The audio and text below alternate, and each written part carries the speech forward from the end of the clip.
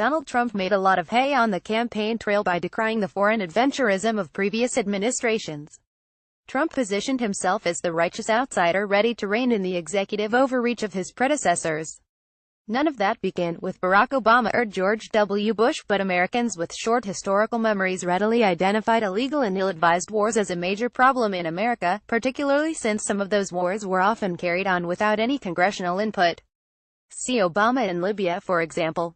But what if the problem of executive overreach in foreign policy began long before either Bush or Obama took the oath of office? What if this problem originated in the very first administration? What if Alexander Hamilton and not Bush or Obama is to blame?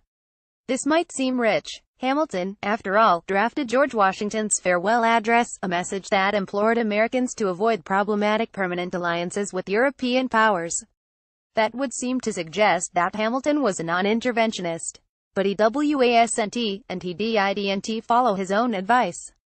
Hamilton consistently violated the foreign policy directives of both Washington and Secretary of State Thomas Jefferson by clandestinely working with a British agent. Hamilton was even given a code name, Agent Number 7. We usually call that a spy, and Hamilton did not let either Washington or Jefferson know he was trying to move the United States into a permanent commercial relationship with Great Britain. That would be espionage. Hamilton didn't stop there. His insistence on Washington drafting a neutrality proclamation was intended to keep the United States out of a relationship with France, not Great Britain, and even here he suggested Washington stretch the constitutional authority of the executive branch by issuing a proclamation. That power is not listed in Article 2 of the Constitution. It had to be invented. Hamilton himself had argued in Federalist No. 69 that the president would not have unilateral control of war and peace. As in other instances, he lied. Both Jefferson and James Madison believed Washington via Hamilton had opened a Pandora's box. Madison wrote several essays attacking Washington's proclamation after it was issued. Hamilton rejoined, and their lively exchange became known as the Pacifica-Shelvadius debates. Hamilton considered these essays to be his finest work next to his work in the Federalist. Because the power of declaring war was specifically lodged in the House of Representatives, Madison argued that questions of war and peace had to be decided by Congress, not the president. The president could make treaties, but he could not unilaterally tell the world the United States was staying neutral. That smacked of monarchy. Hamilton didn't care. That is what he wanted in 1787. The fact that he argued against it never changed his mind that monarchy would surely come to the United States. Getting there a bit faster was not problematic, and Washington's neutrality proclamation set the stage for future unconstitutional actions by the executive branch, namely the engagement of American soldiers in combat without congressional authority. George H. W. Bush famously told Congress he didn't need them to send troops into Iraq.